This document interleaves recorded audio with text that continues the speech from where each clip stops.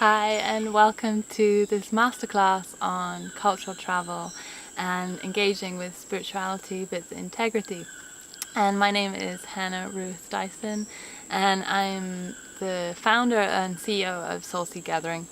And I get asked all the time, how can I meet an Indigenous leader? How can I have a medicine experience? How can I do this, this work in the best way possible?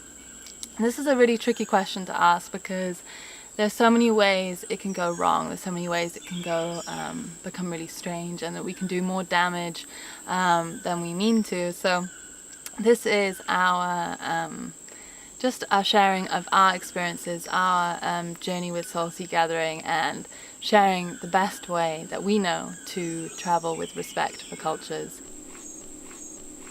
Number one is waiting for the invitation, and this is really hard to hear as modern Westerners in society. We're used to having whatever we want when we want it, and to wait for an invitation sounds like this mysterious thing, like when will I receive an invitation to travel somewhere, to meet a culture, to explore a medicine, or whatever it is that we're hoping for.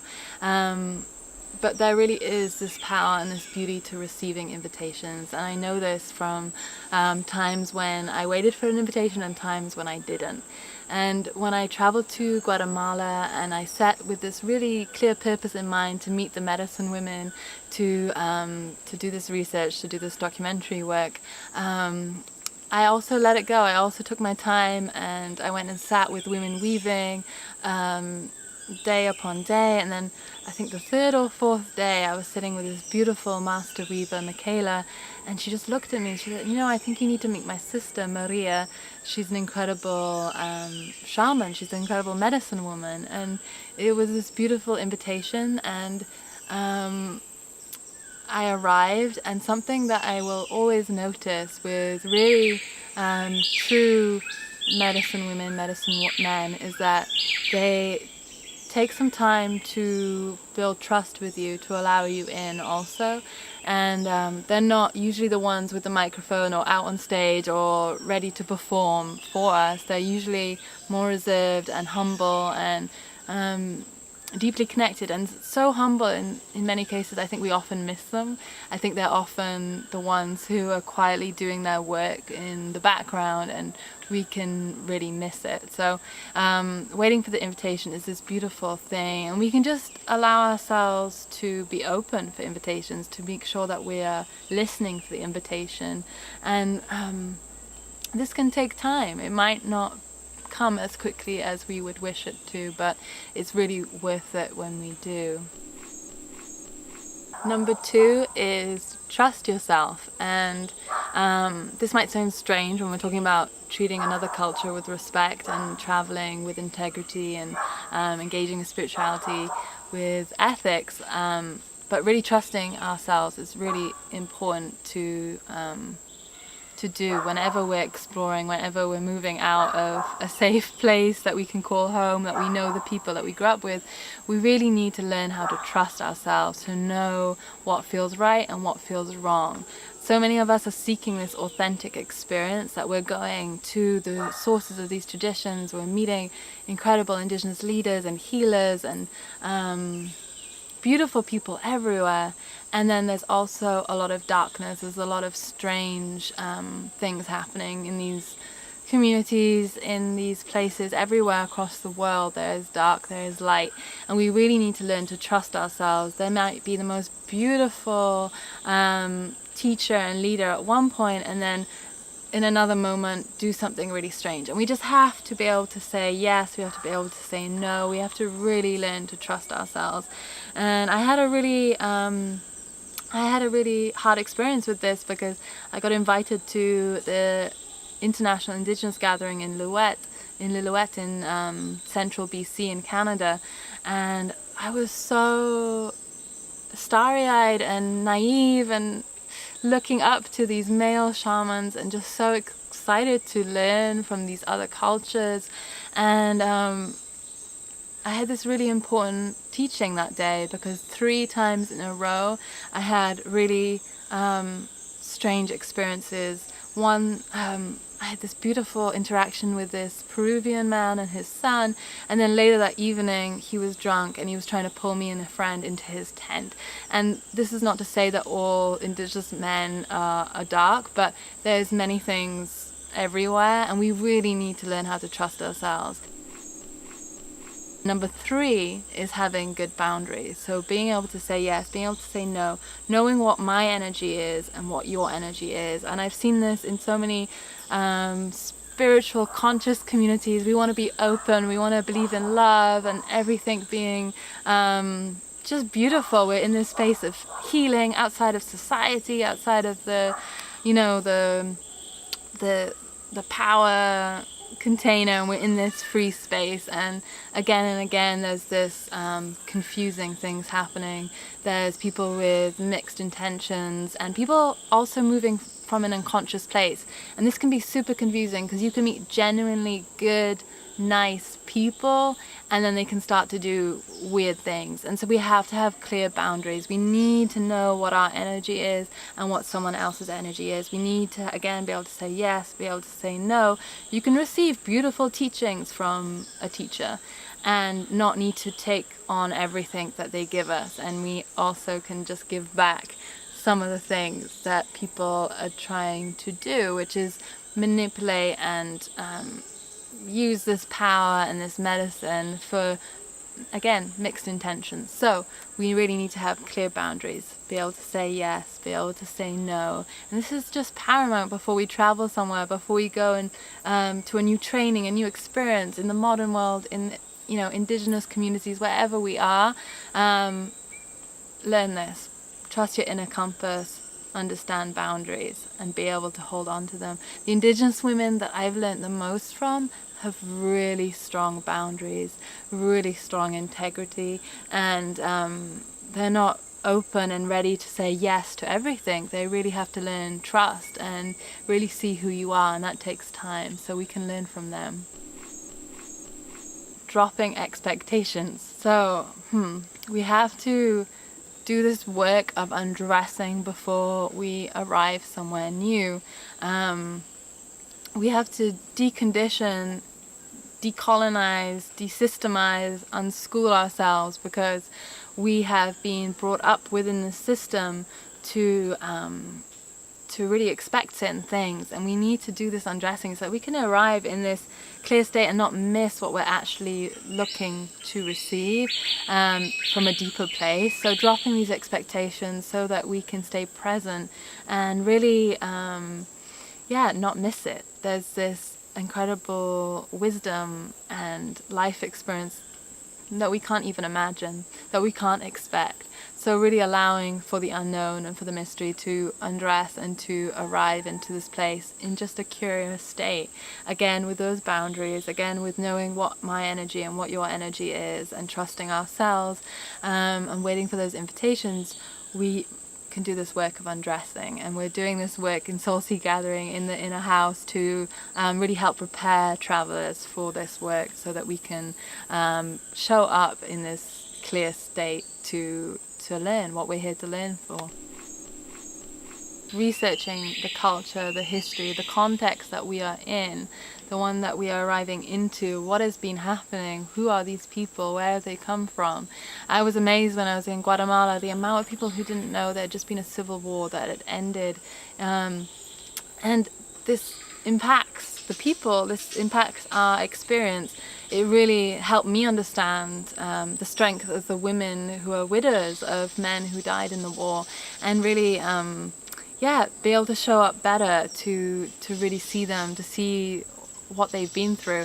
And we have, again, this habit of moving so quickly from place to place that we don't even know what we're always arriving to and what these people have been through and who we are as a representation to them, who we are as colonizers in the past. And we all have to do this work to really understand this history, to really understand who we are and where we've been, and that way we can show up in the best way, and we can take our time to fully arrive, to introduce ourselves, and to be in this cultural dialogue, this conversation, and not be afraid to also sit with these people and learn who they are. And that's something we can also really easily miss when we travel to places and we're just staying within our groups of people that we already know, and the safe resorts or the safe hotels, and maybe just going to a cultural presentation and show, but keeping a distance. We're really missing something, because these people are really beautiful and they often have a wealth of wisdom and knowledge that they also want to share with us. So being ready to receive that also. What are we looking for? So really showing up with intention. Again, we can move so quickly through life, we can forget to ask, what am I looking to receive? And so we are undressing, we're dropping our expectations, we're deconditioning, we're desystemizing, we're unschooling everything, but then we can come back to this deeper place of like, what am I looking for? What am I hoping to receive? And just, we might not have the answer, but just to have this question in mind allows us to show up with this space of curiosity and looking around and really paying attention and looking out for the answer, and also staying curious to perhaps a question arising as we arrive in a place. Number 6 is asking, what do I have to offer? So more than just money, more than just paying for experiences, really asking, what do I have in my cultural ancestry, in my own family lineage, in my own rituals and ceremonies and ways of life? What do I have to bring? What do I have to share? When I'm sitting down in conversation, what are we exchanging? This is not me just taking, this is also me sharing who I am and offering that to this culture and this place that I'm traveling to. So asking ourselves that can also be a really beautiful question of exploration that we can continue to ask ourselves every day. What am I offering to the world? How am I showing up? And what is the gift that I have to give? 7 is appreciating and holding reverence for an experience. Again, we're living in this fast-paced life, we're living in this age of information, we really have access to everything, so that when we are experiencing something deep and profound, a meeting with a medicine woman or a medicine man or a cultural tradition, we can sometimes be missing the reverence, the holding space for really witnessing the beauty that can arise in this moment. And again, this comes back to the question of what we're looking for, again dropping down our expectations and also asking what I have to offer. In this moment, we're asking also, like, how can I slow myself down? How can I clear out the space again to stay present to what is right now and to fully receive what is happening? We just had an experience in Colombia, and we had 3 days to sit with the Kogi and the Wayu women, and I felt everything in those 3 days. I received so much by just sitting there weaving and asking small questions and just being in their presence. And a couple of the women on the last day were like, we're expecting more. Can you give us more? Can you tell us more? And I instantly felt this anger in one moment and then sadness in another, like, wow, you missed it. And the grace and the power of these women, Haba Teresa and Melena, just gracefully standing up and like, okay, if you want more, here's the male shaman, here's the mamo. He can give you what you're looking for, which is this presentation and this mansplaining of who we are as women and what our experience is. And this is again coming back to deconditioning and unschooling what we're expecting, because we're missing it if we're all the time looking for some sort of presentation delivery, because the wisdom is in the experience, it's through the living, it's through the feeling and through being present. And to miss that is a great sadness and a great loss. We have to prepare better to arrive in these situations, to drop our expectations, to undress, to unschool, to desystemize, to ask what we are looking for, to ask what we are offering, and to really stay present, to not miss it when we are there and when we have arrived. Number 8 is being our own researcher. So we are researching within ourselves our own stories, our own historical narrative, our own ancestry, our own lineages. And so when we are learning from other cultures and we are learning this incredible connection throughout time from this way of living, from being in the earth, we really have to do this exploration within ourselves of, okay, what does this mean to me? How does this impact my own life? How can I change things in my life? To be the researcher within us, to remember perhaps elements of our own stories from our grandmothers, perhaps that we dismissed, and looking to our great-grandmothers and so on, to really bring forward through us this wisdom that we can then impart with the future generations, and we can start to weave into our everyday lives. To really own this position of being a researcher is powerful, because it's been held in the gatekeepers of knowledge in academic institutions of, this is where we do research and this is where we do things officially. In fact, we can all become scientists, researchers within our own lives, and really explore what this means to us. So really coming back to trusting ourselves as well, our inner compass, and then allowing this information, this wisdom to weave through.